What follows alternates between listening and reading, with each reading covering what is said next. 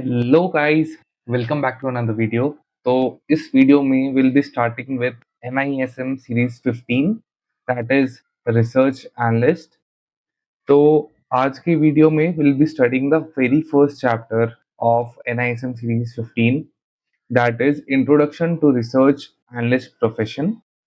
And इसके ये जो PDF है, ये I will be attaching a link below in the description, ताकि आप जाके इसको डाउनलोड कर सको and you can follow the same throughout the video. So एक second. Yes, so chapter 1, introduction to research analyst profession. तो इसके अंदर टोटल ऑफ आपके 13 चैप्टर्स हैं। ये रहे 13 chapters.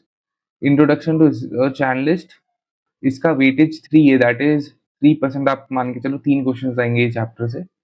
So you make sure कि आपके सारे क्वेश्चंस इसमें करेक्ट हो। बाकी if you have any doubts let me know in the comment section. So let's start with this chapter. तो इसमें फर्स्ट थिंग इज कि what is the primary role of a research analyst. So इसमें एक बहुत अच्छा सा example लिखा है फर्स्ट में। So imagine you have decided to buy a new phone. What would be your process of selection. जैसे आप फ़ोन हम आपको लेना है, तो आप डिसाइड करते हो राइट, कि कौन-सा फ़ोन का क्या क्वालिटी है, कौन-सा फ़ोन क्या प्राइस पॉइंट में आ रहा है, क्या-क्या फीचर्स ऑफ़र करता है। तो लाइक द सेम वे एक रिसर्च एनालिस्ट भी स्टॉक सिलेक्ट करता है। अब स्टॉक से इतने जैसे इतने सारे फ़ोन के ब्रांड्स हैं, इतने सारे फ़ोन अलग-अलग मॉडल्स हैं फ़ोन के, वैसे ही स्टॉक्स में इतने सारे स्टॉक्स हैं। Now you have to decide in which stock you want to invest in. तो एक अच्छा स्टॉक अपने जो भी क्लाइंट्स हैं उनको रिकमेंड करने के लिए बहुत सारे सर्टेन क्राइटेरिया होते हैं जो एक रिसर्च एनालिस्ट को फॉलो करना पड़ता है। सो अमॉन्ग विच जैसे आपको सोचना पड़ेगा मिड कैप लेना है, लार्ज कैप लेना है, स्मॉल कैप लेना है, either your term of investing is short term है, मिड कैप लॉन्ग टर्म है। तो वो चीज़ आपको डिसाइड करना पड़ेगा, राइट? तो वैसे ही है, जैसे हम लोग फ़ोन सेलेक्ट करते हैं, लाइक द सेम वे एक रिसर्च एनालिस्ट भी स्टॉक सेलेक्ट करता है। Yeah, so this process is very similar to the kind of work research analysts do, जैसा मैंने आपको बताया, to help their clients take investment decisions. The research is there is research collection of information of various sources and analysis processing of data to take decision। मतलब research का मतलब कि आप collect कर रहे हो डेटा फ्रॉम वेरियस सोर्सेज। जैसे एक कंपनी है, कंपनी का डेटा आप कैसे कलेक्ट कर सकते हो? By sources of annual report जो कंपनी निकालता है, बाय वेरियस अदर वेबसाइट्स, या तो वो पेड हो या फिर फ्री सोर्सेज हो। तो कलेक्शन ऑफ डेटा आपका रिसर्च के अंदर आता है and then analysing that data to take informed decisions is called analysis. तो रिसर्च एनालिसिस का मतलब you collect data, interpret the data and process the data to form information, and वो information के बेस में आपके क्लाइंट्स उसमें action perform करेंगे, whether to buy or to sell or to hold. ये सब वो इंफॉर्मेशन के बेस पे जो आप प्रोवाइड करोगे उनको, वो परफॉर्म करेंगे। So this is a basic role of a research analyst. Now, data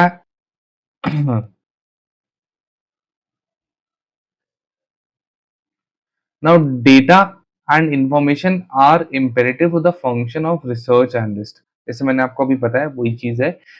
research analyst need information to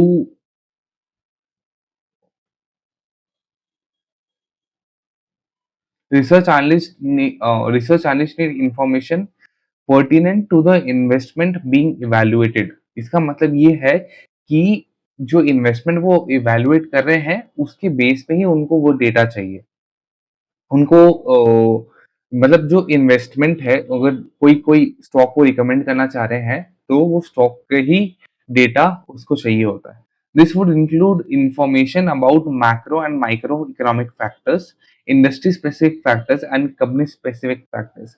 देखो, इसमें एक तरीका है, दैट इज कि जैसे हम लोग ने पढ़ा है top down analysis, top down, या आपने पढ़ा होगा बॉटम अप। तो इसमें क्या होता है कि जैसे एक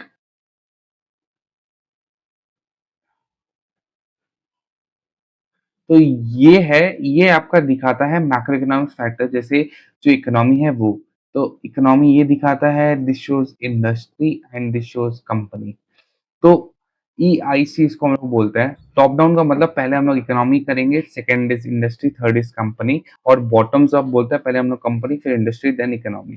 तो वही बोला है कि आपका मेजर इन्फॉर्मेशन क्या-क्या इंक्लूड करेगा that is macro economic factors में आपका आता है जो बेसिक इकोनॉमिक फैक्टर्स है वो, industry specific factors and company specific factors.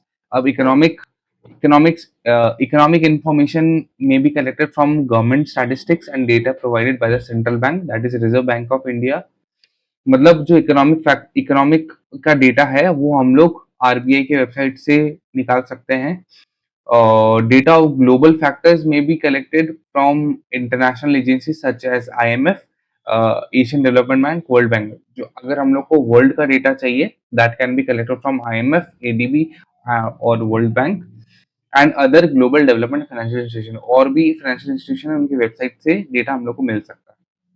And industry specific factors and publication may be collected information on industries or sectors। मतलब कि इंडस्ट्री स्पेसिफिक फैक्टर्स भी आप पब्लिकेशंस या मीडिया सोर्स वहाँ इंटरनेट से आप एक इंडस्ट्री का फैक्टर जैसे एक ऑटोमोबाइल इंडस्ट्री है तो ऑटोमोबाइल ऑर्गेनाइजेशन ऑफ इंडिया तो वहाँ उनकी वेबसाइट से भी आप ऑटोमोबाइल इंडस्ट्री का जो भी है इन्फॉर्मेशन आप वहाँ से डाउनलोड कर सकते हो। फिर आता है company specific information may be collected from various sources including the financial statement, annual reports by the companies as a part of regulatory compliance requirement, meeting officials of the company authorized to provide it, and other sources such as plant and factory visit, market surveys and employee stakeholder reviews। मतलब ये है कि company का company specific information आप या तो annual report से या जो भी क्वार्टर रिपोर्ट आता है, कॉन कॉल्स आता है, वहाँ से या आप रिसर्च एनालिस्ट से जो कंपनी होता है रिसर्च एनालिस्ट को भी मीट करती है, तो आप डायरेक्ट कंपनी के मैनेजमेंट है उनसे जाके बात कर सकते हो या उसके एम्प्लॉय से बात कर सकते हो या फिर आप direct plant and factory visit कर सकते हो या मार्केट सर्वे कर सकते हो कि जैसे आप अगर ऑटोमोबाइल एक टाटा को आपको वो करना है टाटा के बारे में इंफॉर्मेशन चाहिए, तो आप जो भी टाटा की कस्टमर बेस है, उनमें जाके एक मार्केट सर्वे कर सकते हो कि कैसा है product, how are they feeling about the product, satisfied है, नहीं है, तो आप एक मार्केट सर्वे कर सकते हो। That is how you know about the company. So next हम लोग आगे बढ़ते हैं। Analysis and decision making process is a combination of understanding qualitative factors that affect operational performance such as efficiency of operations, competitiveness, business plans and work, ethics of management among other, and qualitative factors such as revenues, cost, profitability and risk of these factors। मतलब देखो इसमें लिखा है कि दो factors होते हैं main, एक होता है क्वांटिटी फैक्टर्स, एक क्वालिटेटिव फैक्टर्स। क्वांटिटेटिव फैक्टर्स में आपका रेवेन्यू आ गया, कॉस्ट आ गया, प्रॉफिटेबिलिटी आ गया, ये सब से रिलेटेड जो भी फैक्टर्स है that comes into quantitative factors. And RP research analysts spend a lot of time interacting with companies and others, accumulating data, analyzing it, arriving at a decision on whether to buy, hold, sell or particular stock। मतलब ये सारे factors को evaluate करके एक research analyst एक decision में आता है कि उसका रिकमेंडेशन लोग को बाय देना है, सेल देना है, होल्ड देना है। Research analyst are defined by the nature of sorry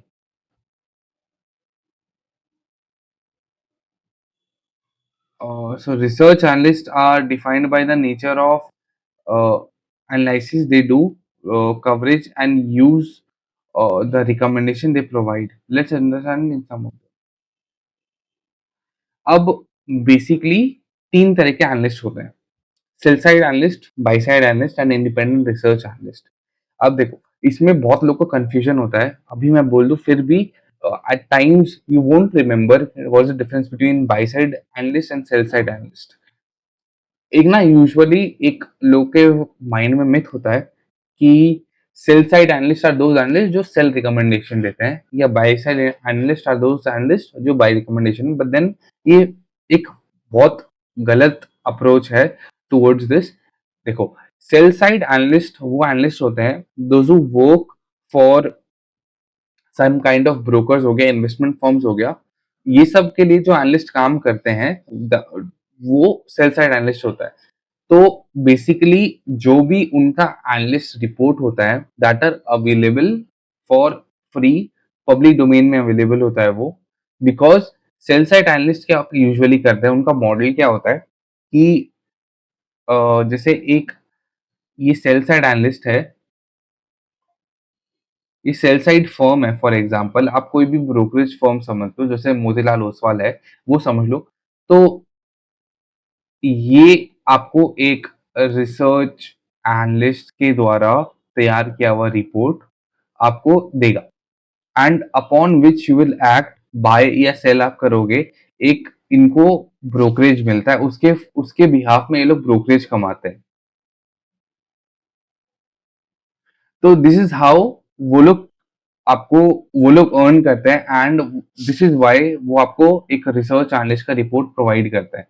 तो बेसिकली सेल साइड एनालिस्ट ऐसे काम करता है, whereas a buy side analyst वो होता है जो खुद के लिए एनालिस्ट प्रोवाइड करता है for the use of the firm और other department inside the firm. वो पब्लिकली अवेलेबल आपको नहीं होता है वो रिपोर्ट।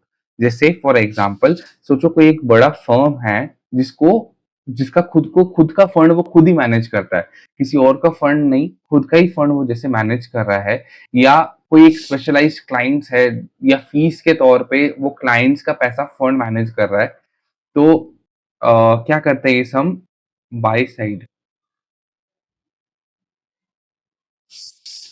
ये रिसर्च एनालिस्ट अपना रिपोर्ट प्रिपेयर करेगा, एंड देन वो अलग डिपार्टमेंट में जाएगा। फॉर एग्जांपल ये रिसर्च एनालिस्ट प्रिपेयर किया एंड फंड मैनेजर के पास गया ये report, and then fund manager decide करता है कि ये रिपोर्ट पे उसको एक्ट करना है या नहीं एक्ट करना है, वो बाय करना चाहता है या सेल करना चाहता है। तो ये जो रिपोर्ट होता है दीज आर हाईली कॉन्फिडेंशियल, ये आपको अवेलेबल नहीं होगा क्योंकि एक बाय साइड एनालिस्ट ये प्रिपेयर किया है। तो आई गेस आपको समझ में आ गया होगा मोटा मोटी क्या डिफरेंस है between sell side and by side. तो बेसिकली मैं आपको इन ब्रीफ में आपको एक और बार रिवाइज कर देता हूँ। Sell side analyst usually prepare करते हैं जो report that are available on a public domain, वो सबके लिए आप जाके डाउनलोड कर सकते हैं वो बाय सेल का report. But then buy side analyst का reports are not available on a public domain, वो एक कॉन्फिडेंशियल होता है फॉर, वो उसी के लिए होता है for the company it has made और other department in the same company. तो sell side companies usually brokerage firms या कोई इन्वेस्टमेंट फर्म्स वो हो गई, जैसे मॉर्गन स्टाली भी प्रिपेयर करता है रिसर्च एनालिस्ट रिपोर्ट जो आप फ्रीली अवेलेबल होता है पब्लिक डोमेन में। एंड बाई साइड फर्म्स वो फर्म्स बाई साइड फर्म्स जैसे आपका जो बड़े फंड मैनेजमेंट फर्म्स होते हैं, वो सब अपने लिए अपने खुद के यूज के लिए खुद का फंड इन्वेस्ट अगर उनको करना है खुद के यूज के लिए, वो लोग एक रिपोर्ट बना रहे हैं, जो रिसर्च एनालिस्ट वो रिपोर्ट बना रहे हैं, then it comes to buy side report. तो और आगे बढ़ते हुए मैं एक बार रीड आउट भी करता हूँ। They typically publish report in public domain, जैसे मैंने आपको बताया, ऑन सिक्योरिटीज ऑफ कंपनीज और industry with specific recommendation to buy, hold and sell the subject security. The recommendation include the analyst expectation of future earning of the company and future price performance of the security. These analysts work on the firm that provide investment banking, broking, advisory service to the clients. जैसे मैंने आपको बताया, I hope ये अब एकदम crystal clear हो गया होगा।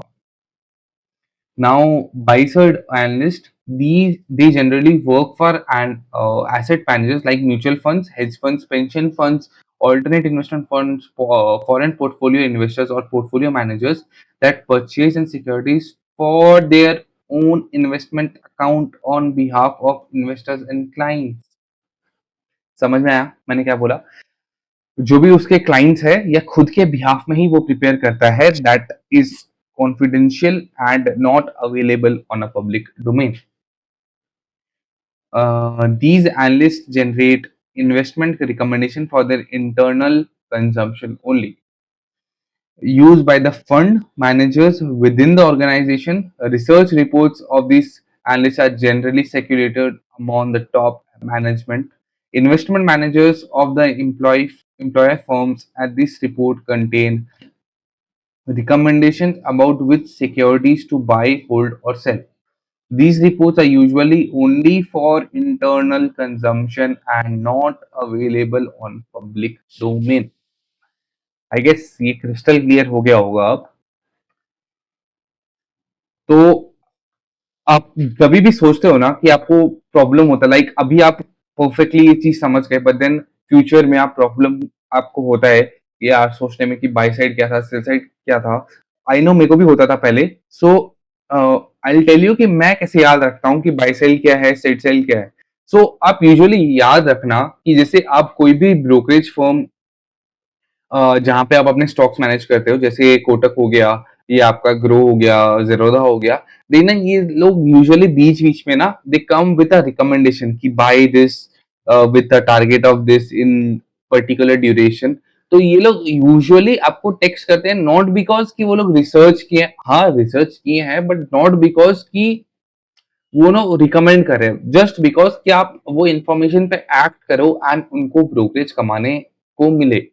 सो इसलिए वो लोग आपको ये इंफॉर्मेशन पास आउट करते हैं। Yes, that are well researched by the research analyst of those firms, but then these are usually क्योंकि वो चाहते हैं कि वो कमीशन कमाए out of the brokerage that आप उसमें एक्ट करके वो ब्रोकरेज कमाए। तो यूजुअली क्या होता है, आप ऐसे याद रखना कि सेल साइड मतलब कुछ बेचने के मोटिव से they are giving you these reports. तो आपको याद आ जाएगा कि सेल साइड मतलब वो हाँ ब्रोकरेज है, एंड बाय साइड तो दूसरा ऑब्वियसली वो फर्म्स है जिसका इंफॉर्मेशन रिपोर्ट्स कॉन्फिडेंशियल है, तो आपको याद आ जाएगा वो चीज।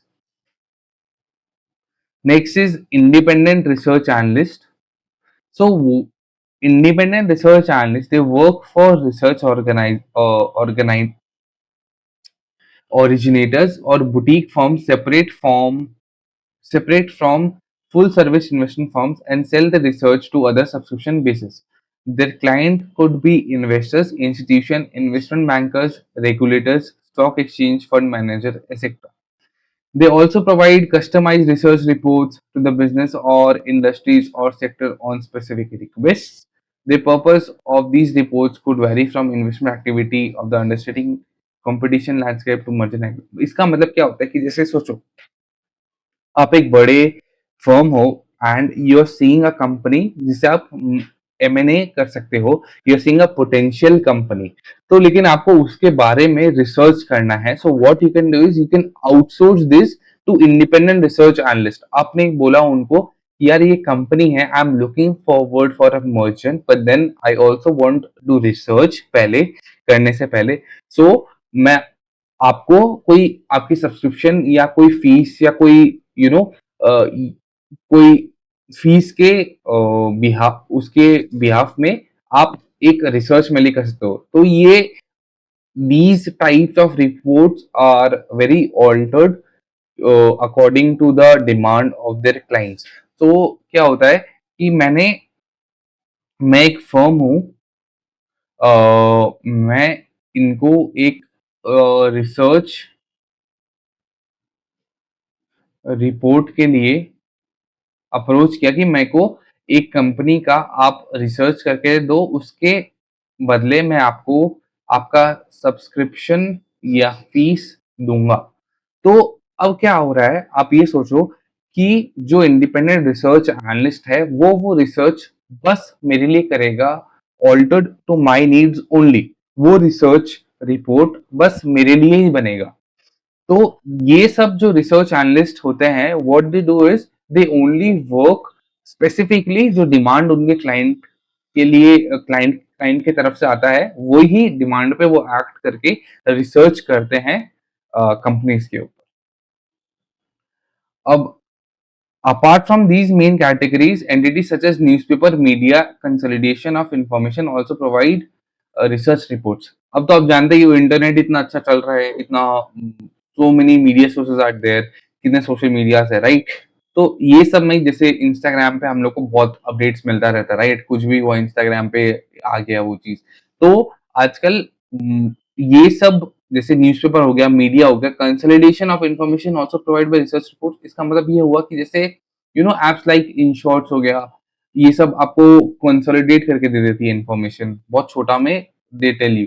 तो वैसे ये सारे जो मीडिया सोर्स होते हैं, they are also main categories of from where you can get information.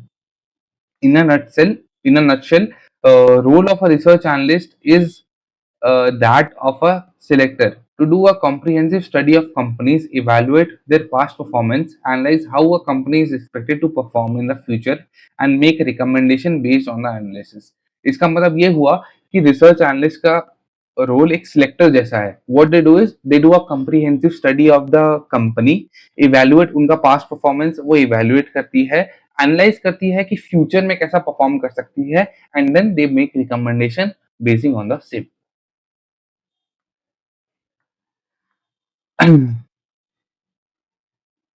Now, next is what are the primary responsibilities of a research analyst? So, as stated before, research analyst's primary role is to understand, evaluate the growth of industries and companies. Let us briefly look into the aspects which the research analysts explore while evaluating industries, companies and economies. मतलब क्या क्या चीज वो देखती है before they give the recommendation. Now first is understanding the economy. देखो एक बहुत मैक्रो फैक्टर है, जैसे हम लोग टॉप डाउन अप्रोच मैंने आपको पहले बताया था। तो पहले एज अ इकोनॉमी आप देखोगे कि जैसे आपको एक स्टॉक एनालाइज करना है, ठीक है? For example it be Tata Motors. तो Tata Motor is the company, industry क्या हुआ? Automotive, automobile industry. And the economy क्या हुआ? जो आपका इंडियन इकोनॉमी आप है वो देखो, क्योंकि टाटा मोटर्स एक इंडियन कंपनी है। तो आप इकोनॉमी इंडिया का देखोगे कि जीडीपी क्या चल रहा है, इन्फ्लेशन क्या है, यू नो इन्फ्लेशन क्या हो सकता है आगे, क्या रेस्ट्रिक्शंस गवर्नमेंट ला रही है, whether it be on diesel या कंबशन बेस्ड इंजन पे, क्या कोई रेगुलेशंस इंडिया ला रही है।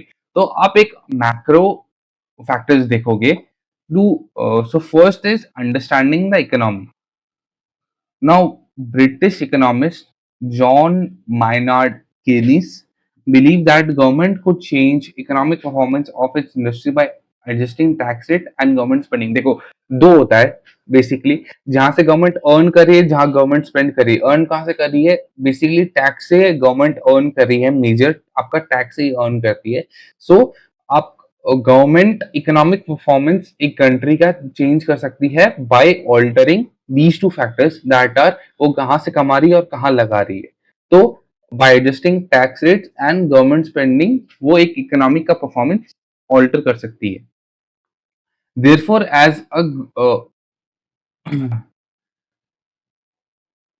Therefore, as growth depends to a great extent on the economic environment, it becomes important for analysts to understand the economy. For this, following are the focus areas: changes in various macroeconomic factors like national income, inflation, interest rate and unemployment rate. जो भी major macro economic factors है ये सारे, वो सबको उसकी changes को analyse करना। Then fiscal and monetary policies and their impact on economy. Monetary policies मतलब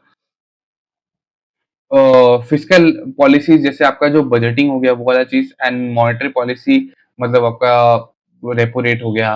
मतलब जो भी जहां से मनी को कंट्रोल कर सकती है government, that those are monetary policies.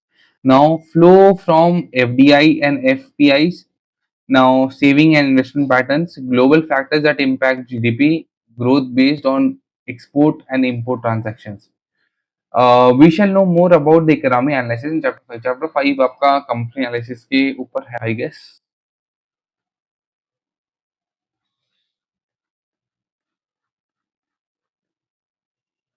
Economic analysis के ऊपर है, सॉरी, चैप्टर 5। तो वहां पे हम लोग ये सारे फैक्टर्स डिटेल में पढ़ेंगे। अभी ये चैप्टर में डिटेल में नहीं है ये सारे फैक्टर्स, बेसिक है जैसे जो मैंने आपको बताया वो सब ही है इसमें।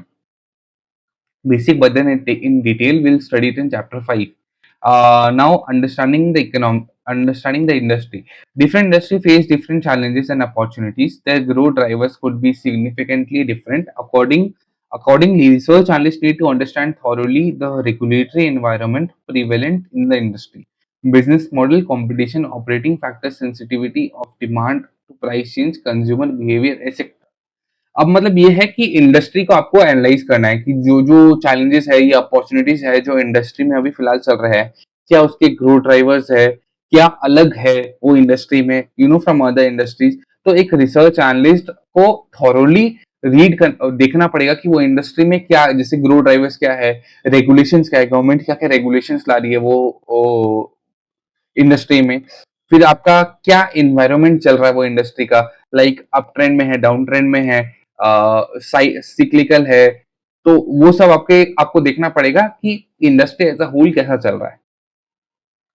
अब चैप्टर 6 आपका इंडस्ट्री के ऊपर है, तो इन डिटेल हम लोग वहां पे पढ़ेंगे इसके बारे में। Now third is understanding the company. अब कंपनी में इसमें एक एग्जांपल दिया हुआ है, let's read that example. Rahul Dravid and Virendra Sehwag were both great batsmen, but were two different players. Their statistic and their style were very different from each other. If one asked whom we whom would who would perform better, then a deeper analysis of the pitch, game type, opposite team bowling strength may help us to answer the question. Although only it's the probability. देखो इसमें क्या है कि जैसे ये बोला है कि दो बैट्समैन है। अब दो बैट्समैन में हम लोग आपसे पूछ रहे हैं कि कौन सा बेटर बैट्समैन है, ऑब्वियसली। अब आप बस उन दोनों को कंपेयर करके नहीं बता सकते। बहुत सारे अलग अलग फैक्टर्स है, जैसे पिच क्या है, दूसरी टीम का जो बॉलर्स है वो कैसे हैं, कहाँ खेल रहे हैं, क्या सिचुएशन है। तो आपको बहुत चीज को एनालाइज करके देन यू कैन से कि हाँ यार अभी जो फैक्टर्स है उसके अकॉर्डिंग ये बैट्समैन अच्छा है। तो वैसे ही स्टॉक्स में भी होता है। इफ यू से कि जैसे दो दो स्टॉक्स है, इफ यू आर कंपेयरिंग, आप बोलो कौन सा स्टॉक अच्छा है, तो वैसे नहीं होता है। तो आपको पहले देखना पड़ेगा कि यार जो क्लाइंट है, हम लोग का क्लाइंट, आप रिसर्च एनालिस्ट के माइंडसेट से सोचो। दो स्टॉक्स है आपके पास, आप सोच दोनों ही देख रहे हो कि दोनों बहुत अच्छे हैं, बट देन आपको देखना पड़ेगा कि यार क्लाइंट का क्या नीड है, एक्चुअल नीड क्लाइंट का क्या है। उसको जैसे शॉर्ट टर्म के लिए इन्वेस्ट करना है, लॉन्ग टर्म के लिए इन्वेस्ट करना है, या मिड कैप में इन्वेस्ट करना है, लार्ज कैप में इन्वेस्ट करना है। तो आपको देखना पड़ेगा कि यार क्या कौन सा स्टॉक मैं क्लाइंट के नीड के हिसाब से टेलर करूं। आप डायरेक्ट ऐसे ही कोई स्टॉक को रिकमेंड नहीं कर सकते हैं जस्ट बिकॉज वो अच्छा है।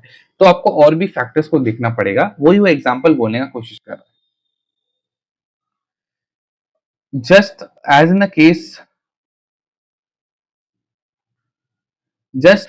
case of players, statistic and style, companies in the same industry may vary significantly in their approach towards business based on the style, product configuration, business model, customer segment. Their financial could vary dramatically.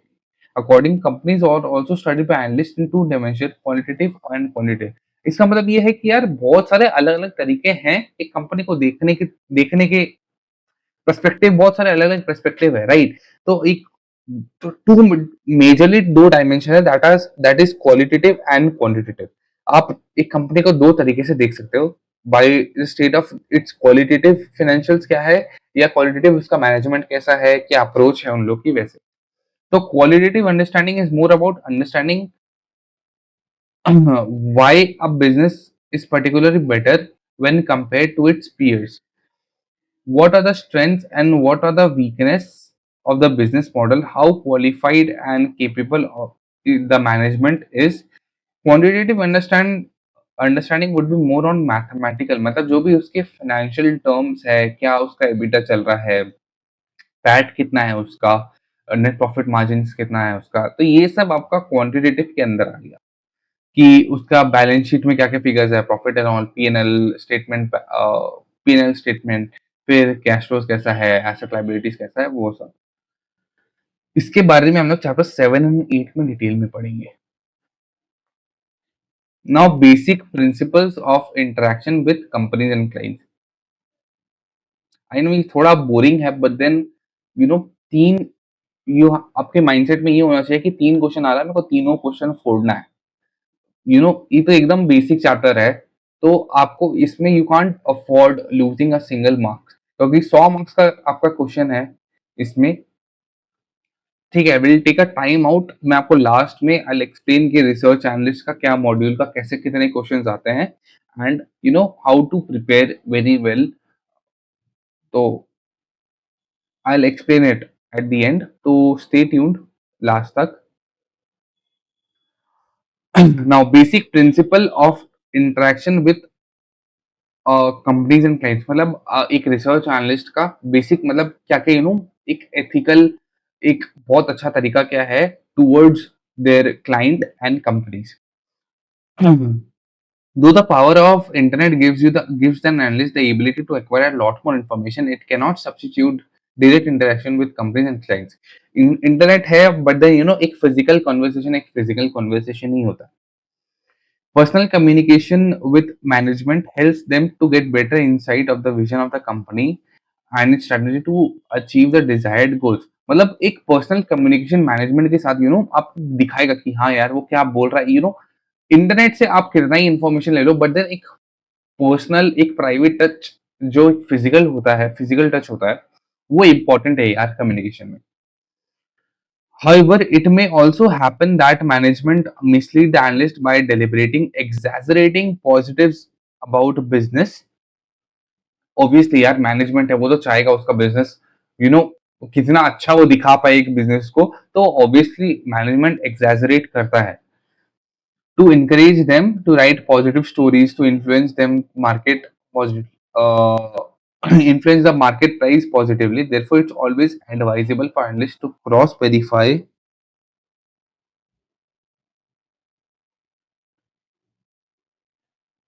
to cross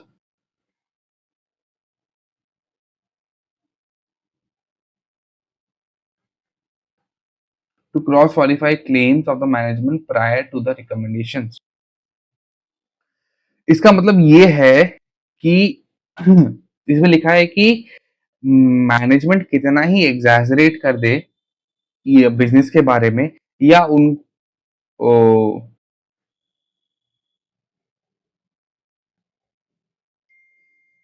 मतलब कितना ही exaggerate कर दे ताकि management जो है वो positive stories उसके बारे में लिख पाए, इन्फ्लुएंस कर पाए, ताकि मार्केट जो भी प्राइस है, तो इट्स ऑलवेज रिकमेंडेड कि एनालिस्ट जो है वो क्रॉस वेरीफाई करे जो भी मैनेजमेंट के क्लेम्स है प्रायर टू द रिकमेंडेशन। जैसे फॉर एग्जांपल इसका बहुत एक अच्छा एग्जांपल मैं देता हूँ, जैसे टाटा मोटर्स है उसके आप मैनेजमेंट से मिले एंड दे आर सेइंग कि यार हम लोग की तो गाड़ी की इतनी इतनी सेल है, इतने लोग डिमांड कर रहे हैं कि मार्केट में गाड़ियां ही नहीं है, 6-6 महीनों की वेटिंग लाइन है।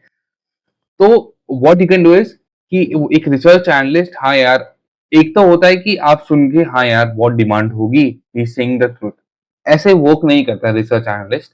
तो what he has to do is कि जैसे वो अलग अलग शोरूम्स में जाके, टाटा के शोरूम्स जाके ही कैन सी, फिजिकली सी कि यार सच्ची में वेटिंग पीरियड चल रहा है या नहीं चल रहा है, मैनेजमेंट जो बोल रहा है वो सही है या नहीं, यार कुछ गलत ही चल रहा है, या मैनेजमेंट बोल रहा है हम लोग के कस्टमर 100% सेटिस्फाइड है।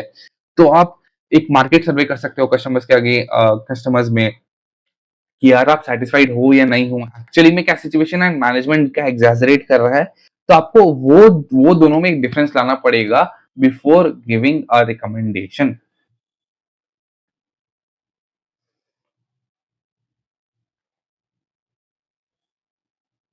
Now, this communication with management, like any other, requires analysts to have clarity of thoughts and goals, listening ability, but there are few additional principles that analysts must keep in mind while talking to management of company. These are as follows. Now pre meeting research, इसका मतलब ये है कि pre meeting research का मतलब ये है कि आप एक मैनेजमेंट से मिलना चाह रहे हो, मिलने जा रहे हो, तो उससे पहले ही you have to be well informed about the company. आपको यू नो कंपनी के बारे में आपको बहुत इंफॉर्मेशन होना चाहिए and you have to know कि आपको क्या-क्या क्वेश्चंस पूछना है, क्योंकि आप ऐसे नहीं हो यार कि आपको यार मन किया आप मैनेजमेंट से मिलने चल गए, हाँ, बहुत अच्छा चल रहा है, without having anything in your mind, ऐसे काम नहीं करता है। तो आपको क्या करना पड़ेगा कि यू हैव टू नो कि आपको क्या-क्या क्वेश्चंस पूछना है। हाँ, कंपनी का क्या सेल्स चल रहा है, कंपनी के क्या फाइनेंशियल्स है, आपको पहले ही कंपनी के बारे में जितना आपसे हो सके आपको स्टडी करके जाना पड़ेगा बिफोर मीटिंग द मैनेजमेंट। तो एक प्री मीटिंग रिसर्च एक बहुत ज़रूरी है। ये एक फर्स्टली क्या होता है कि ये आपका टाइम बहुत अच्छी तरह आप मैनेज कर पाओगे, क्योंकि यू नो कि आपको क्या क्वेश्चंस पूछना है। You already know about the financials, आपको पता है कि कहाँ क्या गैप आ रहा है, या आपको ऑलरेडी पता है कि कस्टमर के क्या सेंटिमेंट्स है, मार्केट का क्या सेंटिमेंट है, कस्टमर सेटिस्फाइड है नहीं है, क्या रिस्पॉन्स है मार्केट का टुवर्ड्स दैट कंपनी। तो आपको अगर already you are well informed about the company and its financials, तो you have a better, you know, अब एबिलिटी आपका बढ़ जाता है to answer to question the management. आपका जो भी माइंड में क्वेश्चन है आप इजिली क्वेश्चन कर पाओगे if you have a pre-meeting research well done, then only it's possible. So while meeting the management is generally open to interview with research analysts, management मान जाता है research analyst से मिलने के लिए। They must be clear in mind that these opportunities do not come very frequently and therefore be made with full use whenever they come. Management अब ठाला नहीं बैठा है मैनेजमेंट, राइट? वो कि आपसे बार-बार मिल लेगा, आप कभी बोलो हाँ यार आज मिल ले, कल मिल ले, वैसे नहीं चल रहा है। It's a one time meeting, most probably one time. तो आपको उसका फुल ऑप्टिमाइज़ करना है, फुल कैपेबिलिटी में उसको यूज़ करना है अपना। तो before going to the meeting the companies management, they must thoroughly learn about the company's product, industry, competitors. Analysts must be familiar with financial information of the company. Also, read previous year's annual reports to understand the direction of the company and whether the company has been able to achieve the goal they intend to। तो एक देखना पड़ेगा management को, management सही काम कर रहा है नहीं कर रहा है, उसके लिए आपको पहले इन्फॉर्मेशन होना जरूरी है, तभी तो आप कर पाओगे। तो वही लिखा है जो मैंने आपको बताया। फिर independence and neutrality of view देखो ये बहुत जरूरी है। एक ऑनेस्ट एंड ईमानदार रिसर्च एनालिस्ट आपको बनना बहुत जरूरी है, ताकि आप रिसर्च एनालिस्ट वो रिपोर्ट लिखवाओ जो न्यूट्रल हो। अब टाटा मोटर्स का जैसे for example you are already holding enough stocks of Tata Motors आपका पोर्टफोलियो में है, तो ऑब्वियसली आपका पेसिमिस्टिक व्यू होगा वो कंपनी के। तो आप एक न्यूट्रल रिसर्च एनालिस्ट रिपोर्ट कैसे लिख पाओगे, राइट? या सोचो कि आप एक रिसर्च एनालिस्ट हो एंड साइड बाय साइड आपको टाटा मोटर्स का काम मिलता रहता है, तो some sort of compensation arrangements are there with Tata Motors. तो आप टाटा मोटर्स के लिए एक न्यूट्रल व्यू कहां से लेके आ पाओगे, राइट? तो एक इंडिपेंडेंस मतलब यू आर नॉट कोई आपका लिंक नहीं है वो कंपनी से। जैसे आपके डैड काम कर रहे हैं कंपनी में, या आपकी मॉम काम कर रही है, आपकी फैमिली में कोई काम कर रहा है, या आप खुद काम कर रहे हो, तो एक इंडिपेंडेंस होना बहुत जरूरी है, एक न्यूट्रलिटी होना बहुत जरूरी है।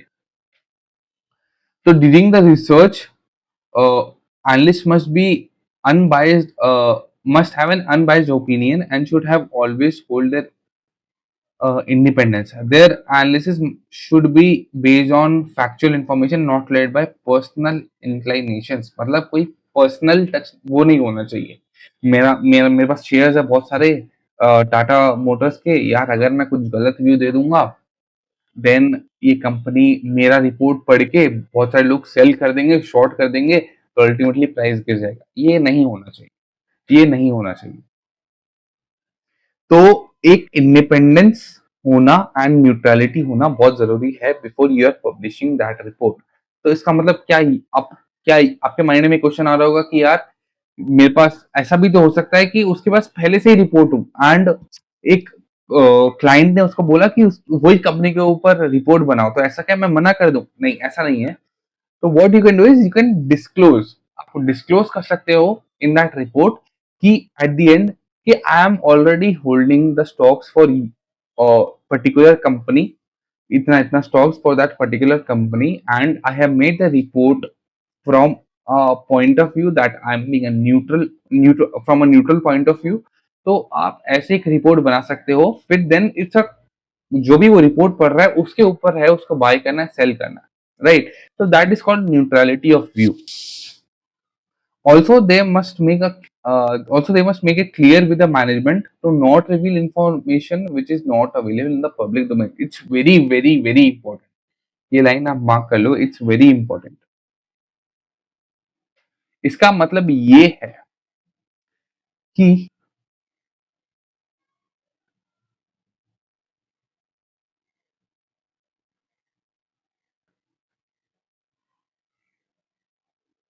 इनसाइडर इंफॉर्मेशन, ये बारे में आप लोग ने सुना होगा, राइट? व्हाट्सएप ग्रुप में आते रहते हैं ना टिप्स, भाई इनसाइडर है, वो वाला नहीं। तो इनसाइडर इंफॉर्मेशन का मतलब ये है कि आपको कंपनी मैनेजमेंट से क्लियर करना पड़ेगा कि भाई मेरे को ऐसा कुछ मत बताना जो पब्लिक डोमेन में अवेलेबल ना हो। मेरे को ऐसा कोई इन्फॉर्मेशन मत देना, मेरे को नहीं चाहिए वैसा कोई इन्फॉर्मेशन। क्योंकि क्या होता है कि सोचो मैनेजमेंट का मुंह से गलती से निकल गया या मैनेजमेंट आपको बोल दिया कि they are planning to have a merger with a particular company in the coming month, तो भाई ये इन्फॉर्मेशन तो पब्लिक को नहीं पता है, एंड फिर आपके माइंड में ये इन्फॉर्मेशन के व्यू में रख के ही आप एक रिपोर्ट बनाओगे which is not neutral, and you have made a, a report working on an insider information which is not legal and ethical as well. तो इट्स वेरी इंपॉर्टेंट कि ये चीज पहले ही मैनेजमेंट के साथ आप क्लियर कर लो कि यार कोई भी नॉन पब्लिक इंफॉर्मेशन आप डिस्क्लोज मत करना प्लीज। तो इससे क्या होगा कि एक बहुत न्यूट्रल व्यू रहेगा एंड एक एथिकल एंड लीगल चीज को मेंटेन करते हुए you can have it done.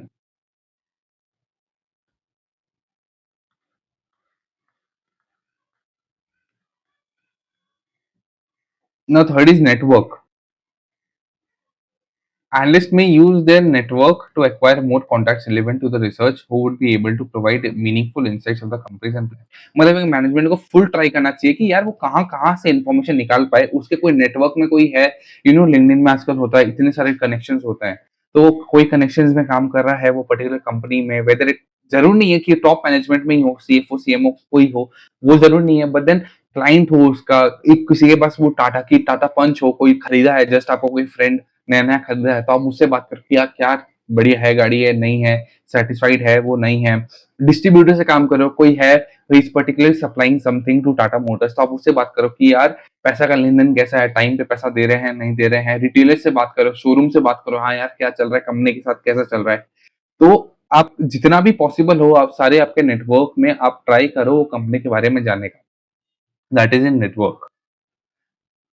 Then next is clarity of questions. अब देखो ये एक रिसर्च एनालिस्ट को दिखाता है how clear you are with your questions, आपका क्या व्यू है, क्या माइंडसेट है, तो वो दिखाता है कि यार what kind of research analyst you are. So an analyst start analysing a company, there would be a certain aspects on which they might need more clarity, एक क्लैरिटी आना जरूरी है।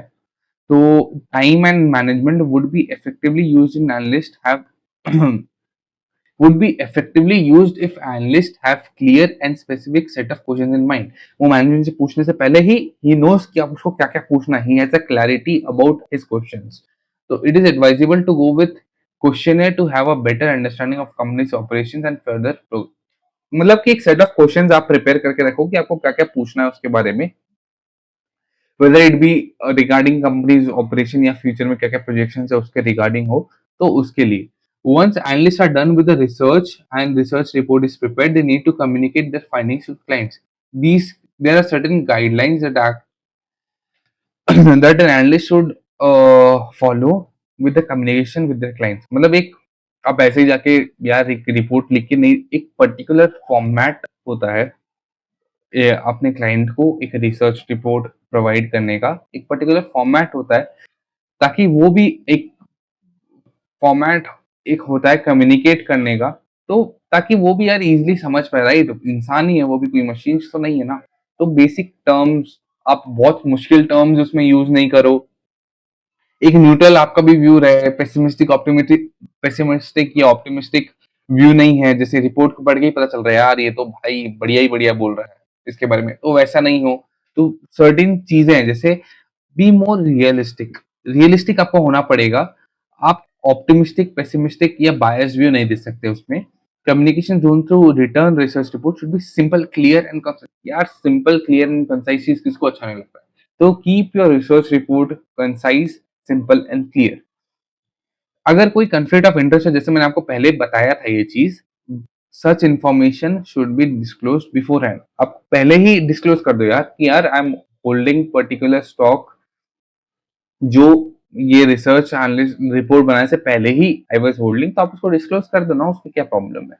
फिर assumptions अगर आप कोई assumptions लिए हो while preparing that report तो उसको आप मेंशन कर दो, या मुश्किल वर्ड्स एब्रिविएशंस आपने कोई कुछ मुश्किल वर्ड्स यूज किया है जो आपको लगता है कि यार क्लाइंट समझ नहीं पाएगा, तो आप उसको सिंपल या क्लियर कर दो।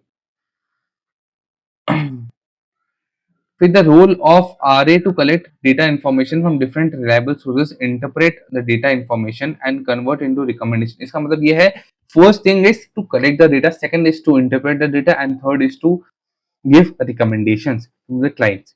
While doing so, it is expected that a research analyst would perform their role with utmost sincerity. Sincerity के साथ काम करना चाहिए, honesty and ethics without any bias, following all the rules and regulations that specified by SEBI both in words and spirit.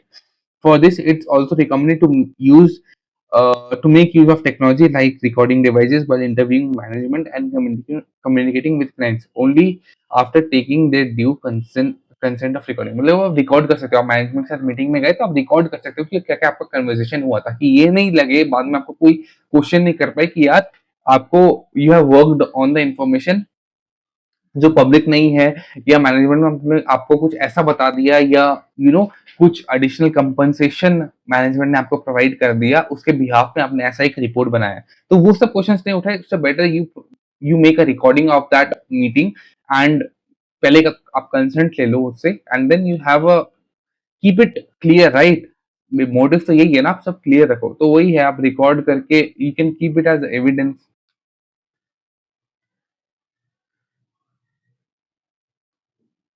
Now important qualities of research analyst. देखो qualities क्या क्या, अब research analyst में यार मैंने इतना बताया दिया, आपको तो आइडिया पड़ ही गया होगा कि क्या क्या क्वालिटीज है, राइट।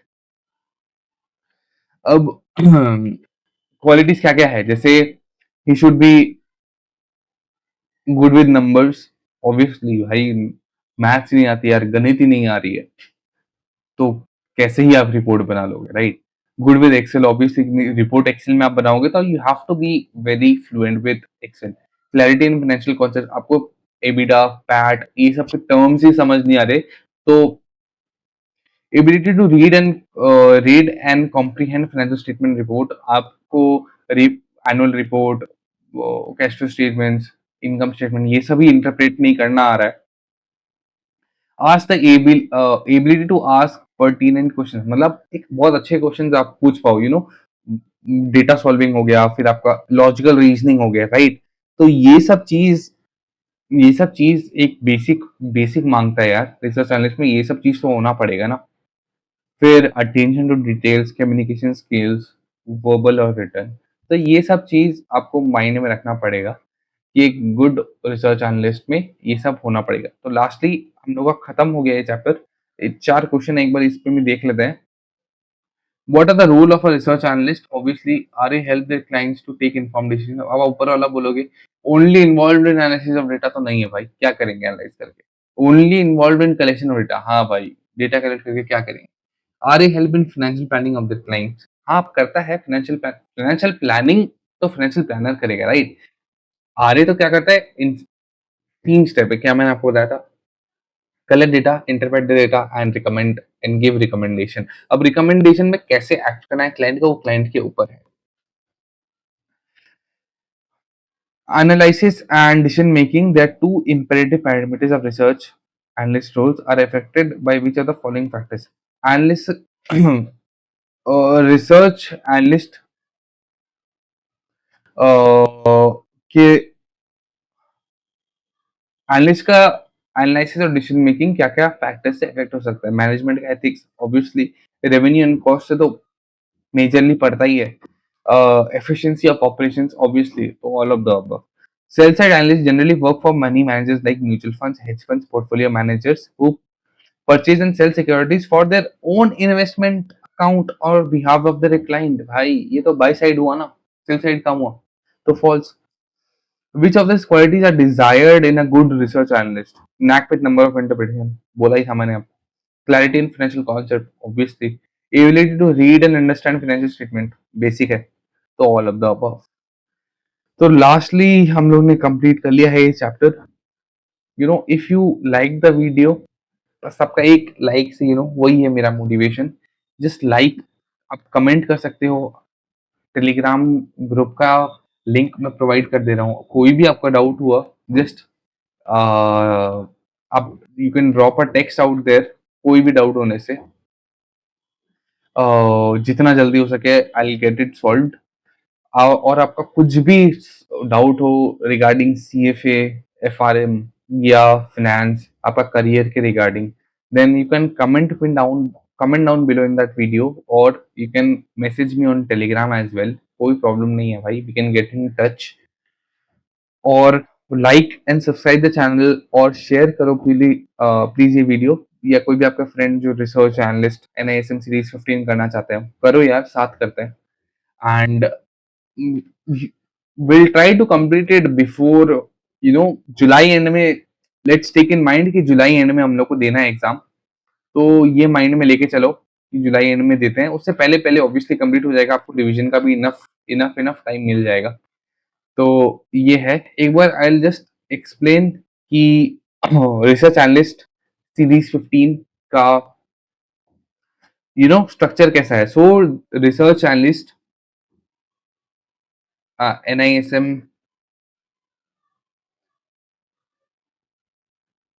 सीरीज 15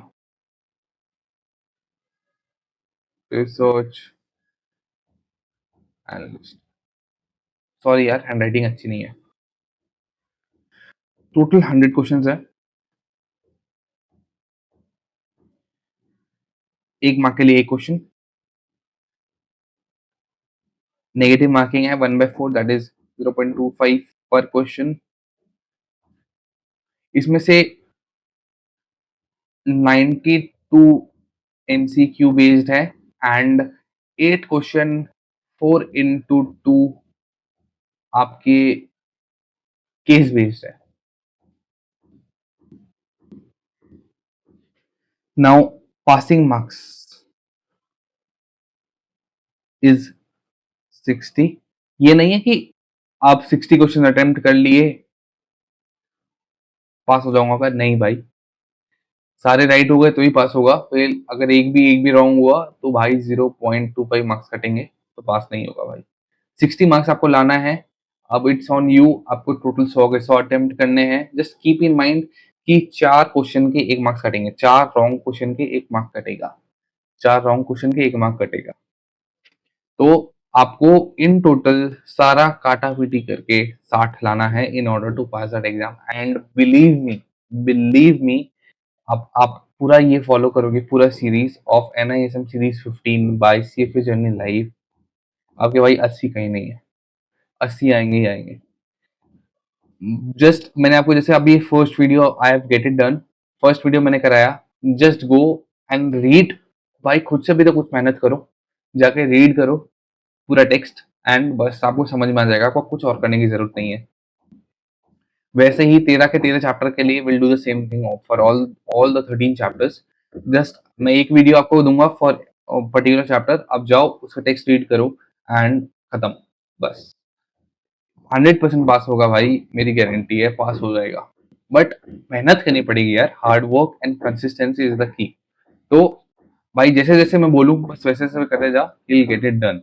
तो एम रखते हैं कि जुलाई एंड से पहले will give the test. And भाई कमेंट में मेरे को बता देना यार किस किस ने टेस्ट दिया, क्या मार्क्स है आपके, बस कीप मी अपडेटेड। तो that is it for the video भाई। लाइक, फॉलो, सब्सक्राइब, जो भी आपको करना है भाई करो फटाफट, एंड शेयर दिस चैनल आपके जो भी दोस्तों के साथ है for the content regarding CFA, FRM, finance, NISM के जो भी सर्टिफिकेट्स है। आपके कोई भी डाउट्स हो, कोई भी, just message me on Telegram और कमेंट डाउन बिलो। बस दैट्स इट, गुड बाय।